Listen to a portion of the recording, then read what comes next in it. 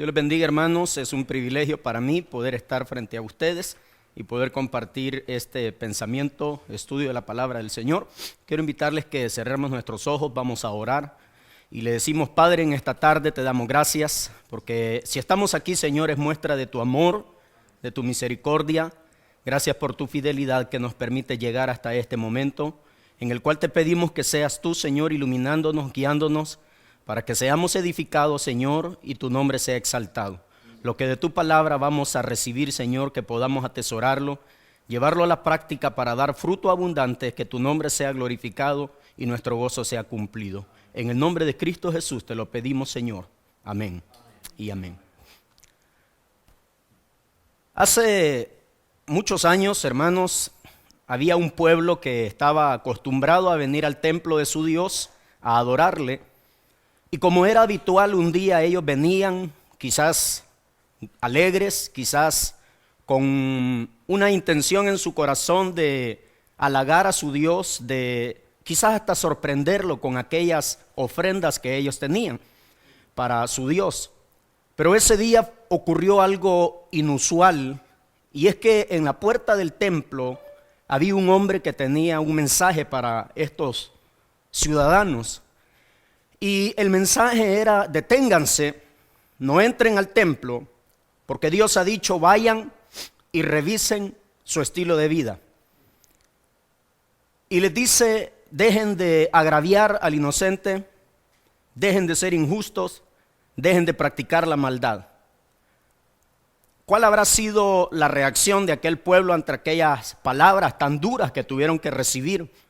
Quizás ellos, como dije hace un momento, venían con la ilusión de impactar a su Dios. Esto que digo, hermanos, ustedes lo conocen y he parafraseado brevemente lo que Jeremías capítulo 7 dice.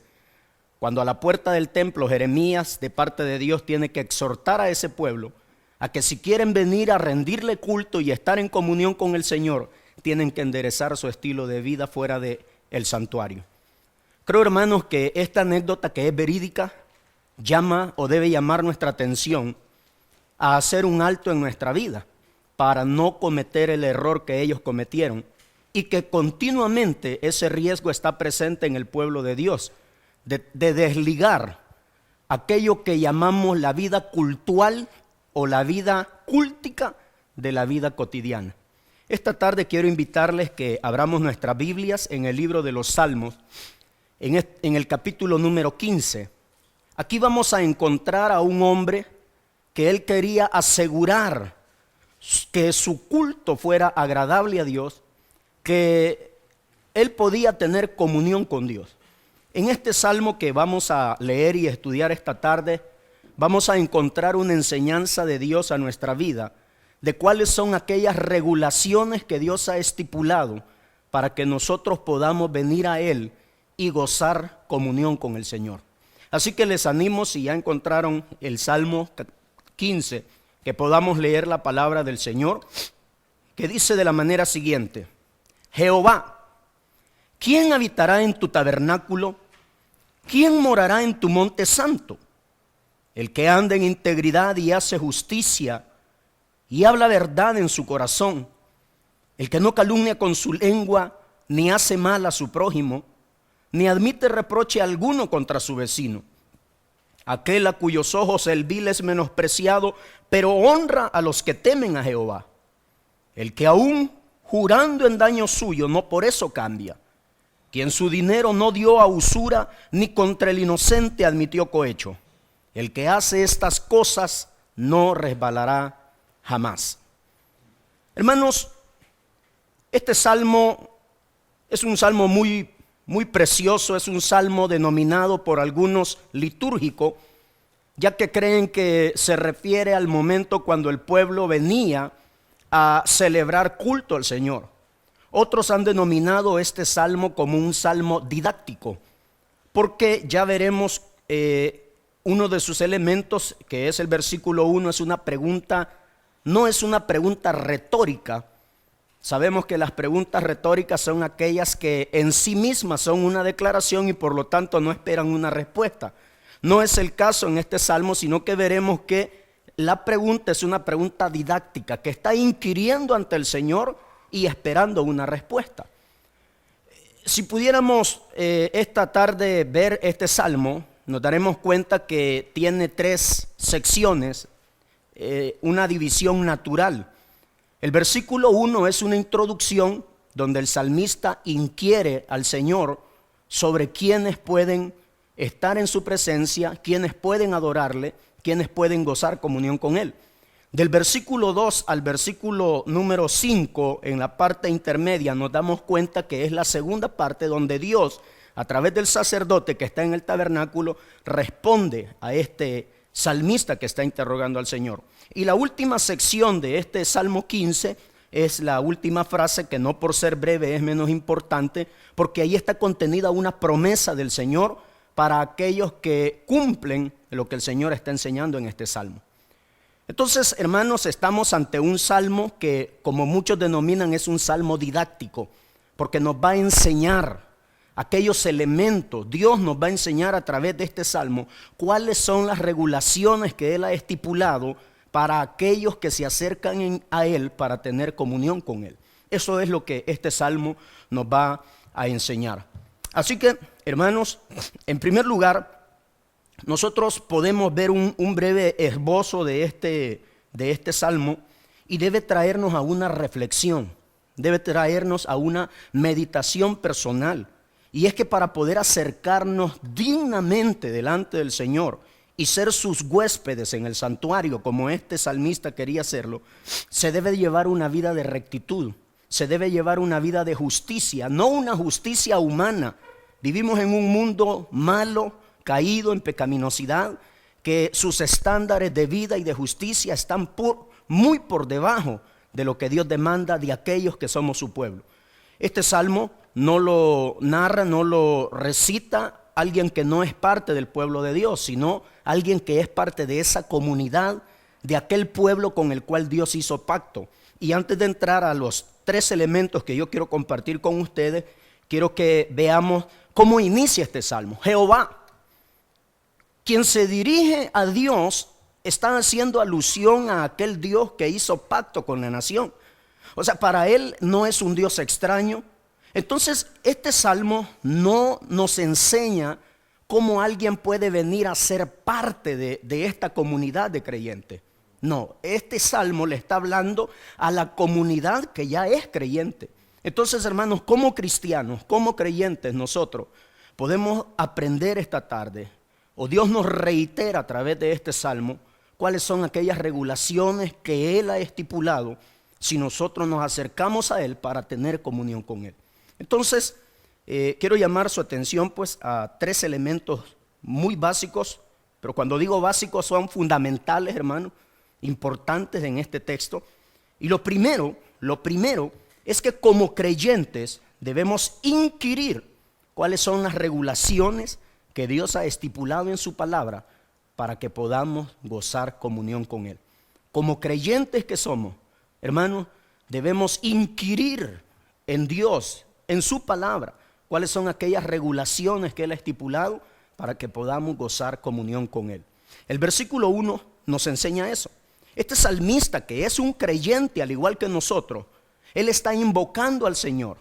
Y casi podemos percibir en él, hermano, un sentido de humildad, de reverencia.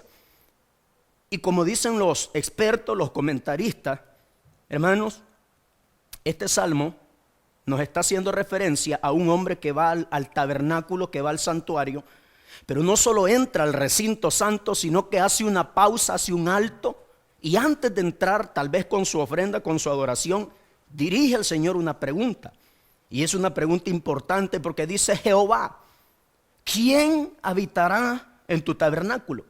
Literalmente el texto hebreo dice: ¿quién podrá peregrinar a tu santuario? ¿Quién podrá peregrinar a tu tienda? Aquella tienda que Dios había establecido por medio de Moisés para reunirse con el pueblo, hablar al pueblo y que el pueblo hablara a Dios a través del sacerdote. Entonces, el Señor nos enseña acá, hermano, que al igual que este salmista, nosotros debemos inquirir quién está aprobado para poder entrar a la presencia del Señor y gozar comunión con Él. Esa es la intención del salmista. No solamente quién va a estar en tu casa, sino que ahí tiene una connotación de quién te va a servir, quién te va a adorar. En otras palabras, quién va a tener intimidad contigo.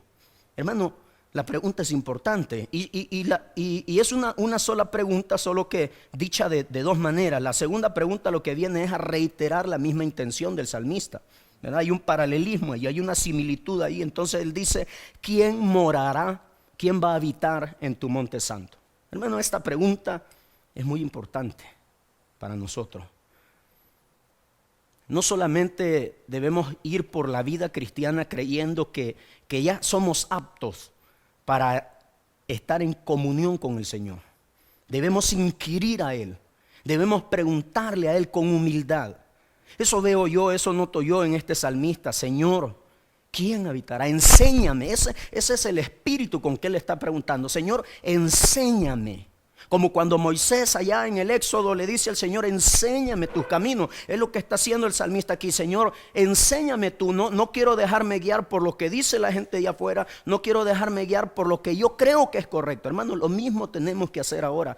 Al venir delante del Señor, preguntémosle, Señor, ¿qué tengo que hacer yo para garantizar, no por mis esfuerzos, sino por lo que tú has estipulado en tu palabra, cómo yo puedo disfrutar comunión contigo? Hermano, ¿cuántas veces habremos preguntado eso, no?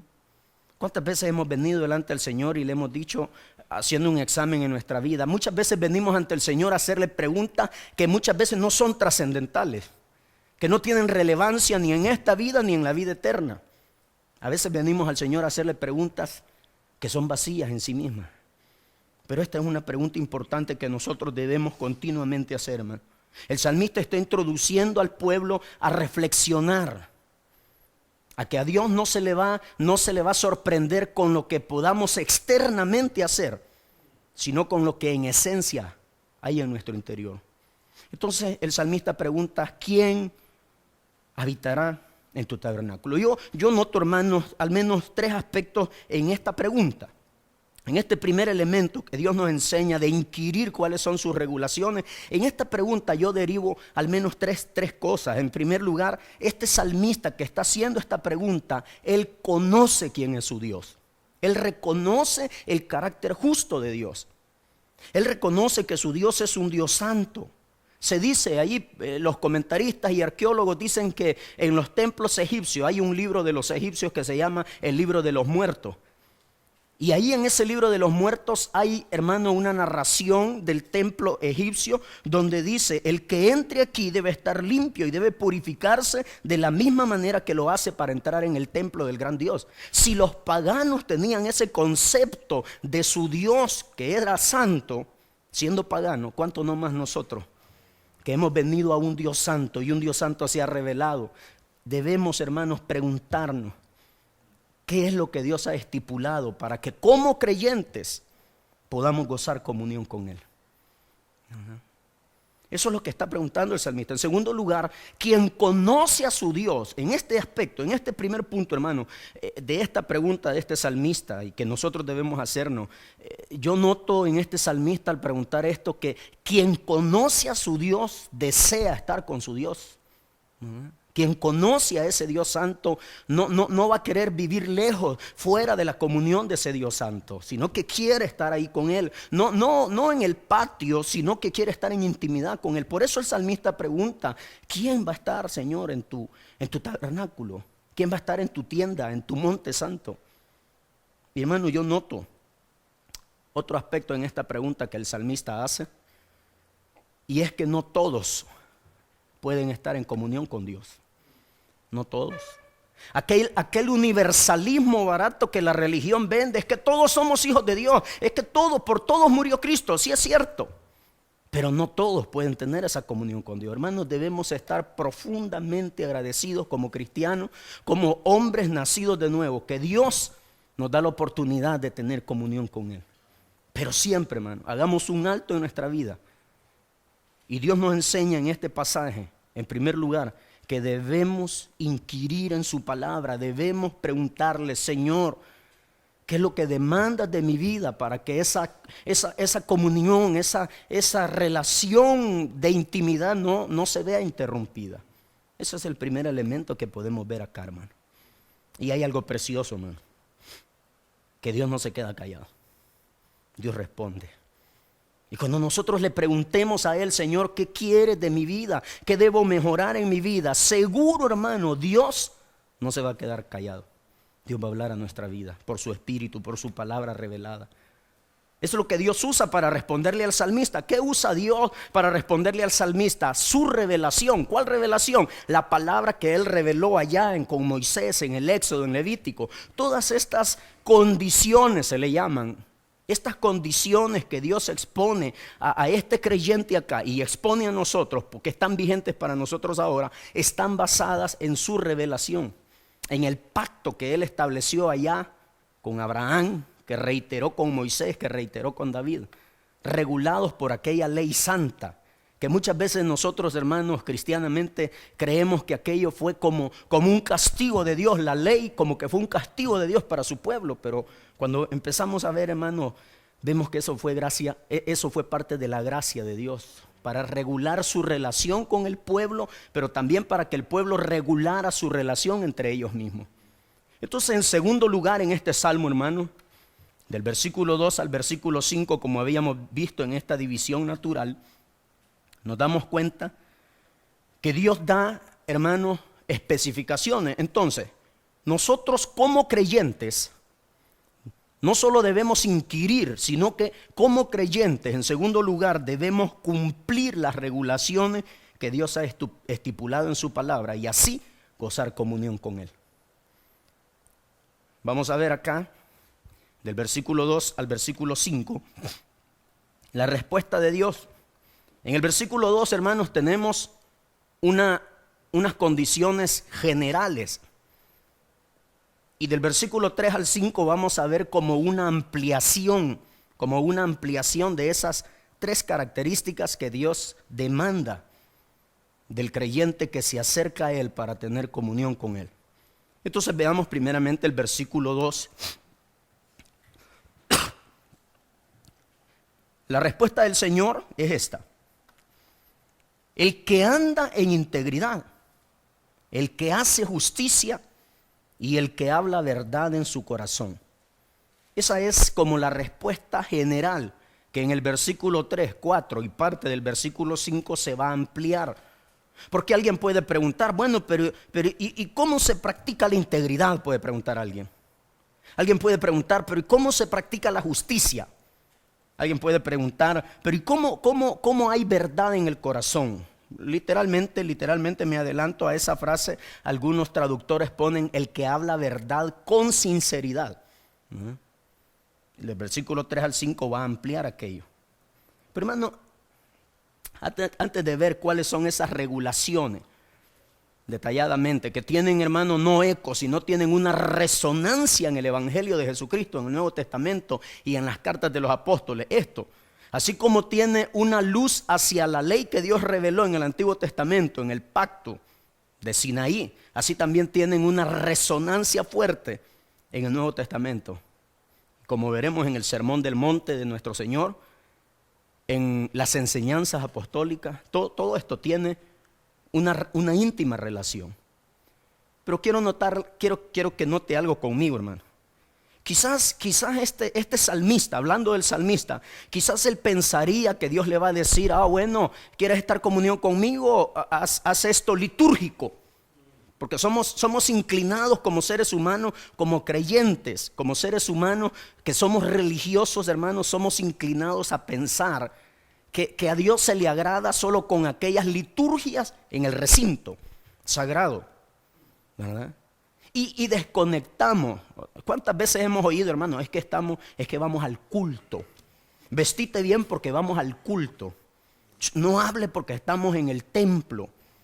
Y limitamos nuestro culto a Dios, lo limitamos a un recinto como este. Y ese es el problema del creyente, hermano. Ese es el problema muchas veces, que limitamos nuestra comunión y relación con Dios a un recinto. Pero hermano, es sorprendente la respuesta que Dios le da a este hombre. Ni una de las cuestiones que Dios le plantea al salmista, a este creyente, ni una tiene que ver con ofrenda, ni una tiene que ver con liturgia. Entonces, ¿qué nos enseña Dios? Que como creyentes debemos observar y obedecer las regulaciones que Él ha estipulado para que tengamos relación con Él. Pero ¿dónde vamos a cumplir eso? Fuera del recinto, hermano.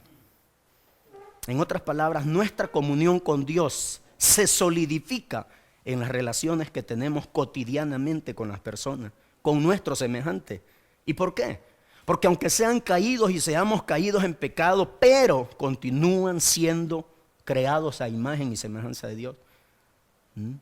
Entonces veamos aquí, el versículo 2 va a ser ampliado en ejemplos que Dios pone a este salmista, a este creyente. Dice, el que anda en integridad.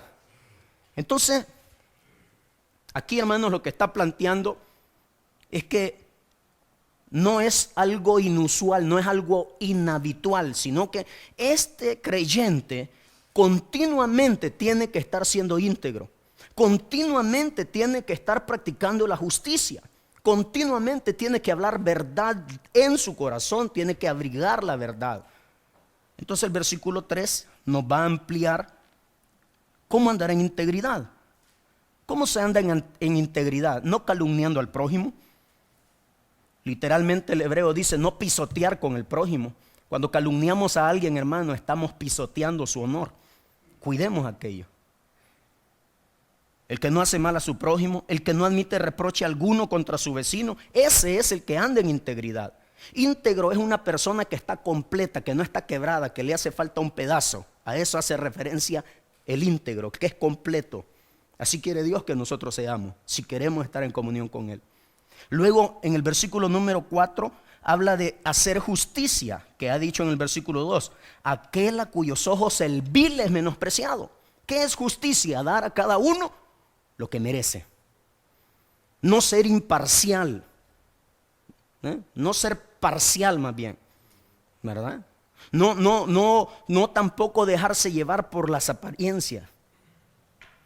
Usted sabe que muchas veces en la sociedad, aunque el rico sea corrupto, pero como es don rico, se le respeta, aunque tal vez es desechado por Dios.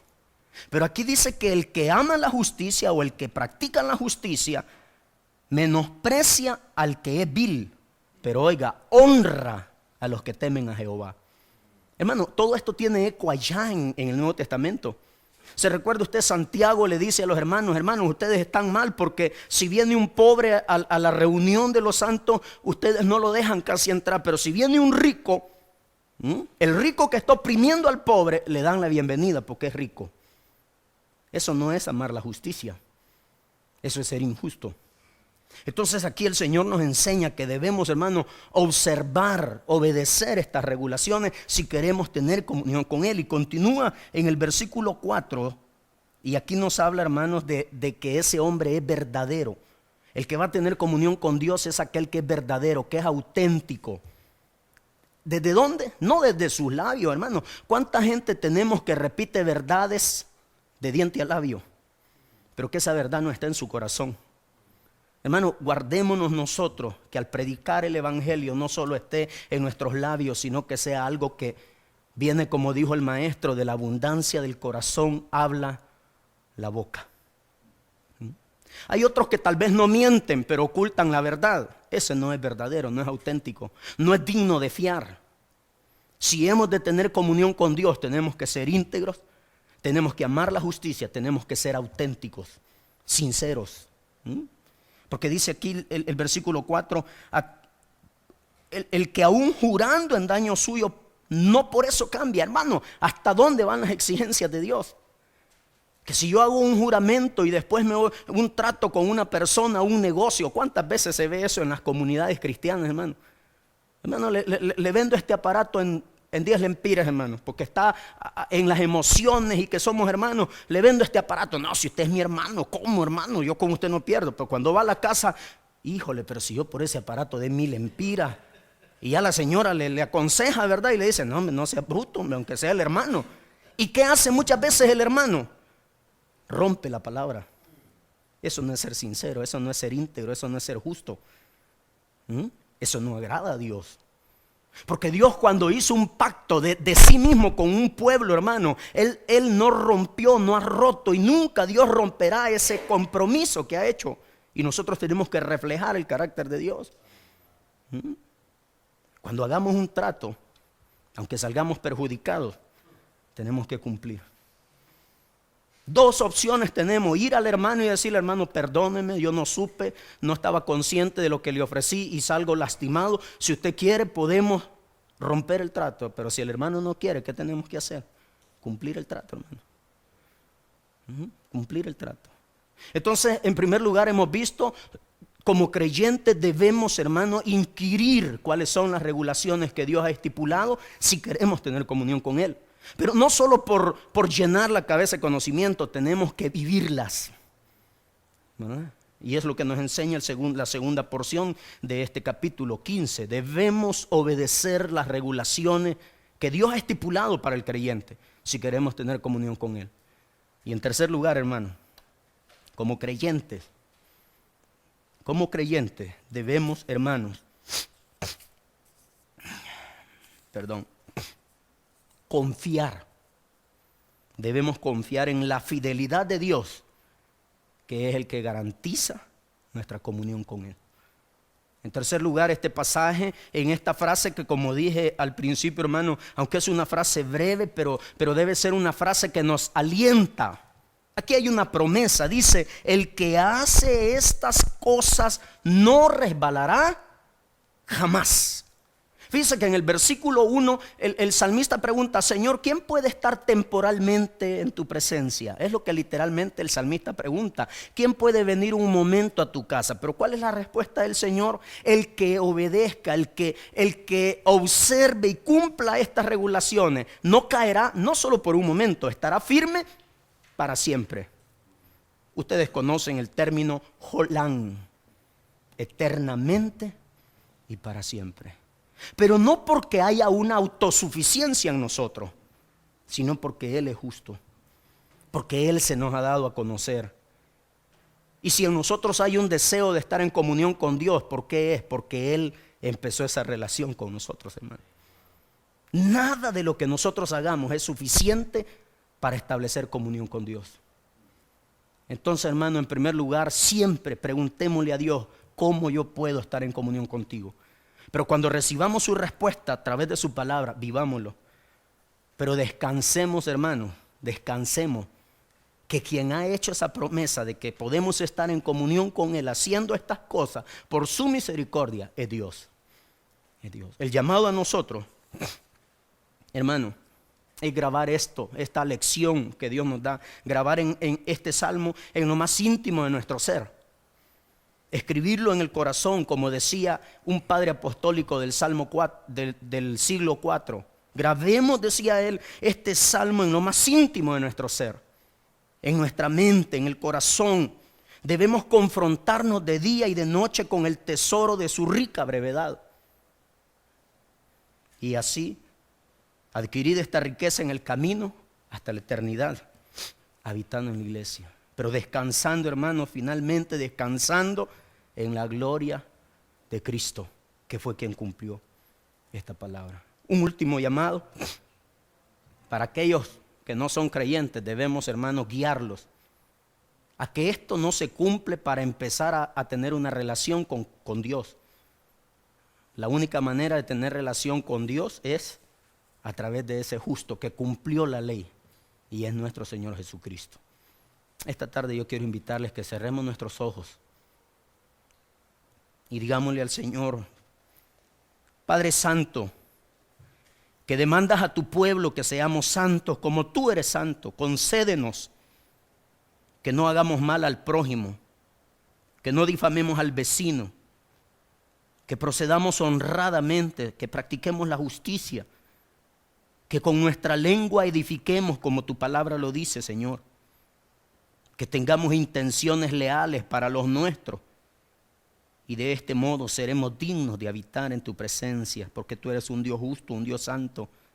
Recuérdanos, Señor, que al venir a un recinto, a un templo, a un local, como le llamemos, ahí venimos a aprender para construir nuestra comunión contigo en las relaciones cotidianas. Ayúdanos, Señor, a tener la actitud de este salmista, a no creer que siempre estamos aptos para entrar a tu presencia si no obedecemos tu palabra. Gracias, Señor, porque nos has dejado tu palabra escrita para guiarnos cada día en todos los ámbitos de nuestra vida. A ti sea la gloria, Señor, hoy y siempre, por Cristo Jesús. Amén y amén.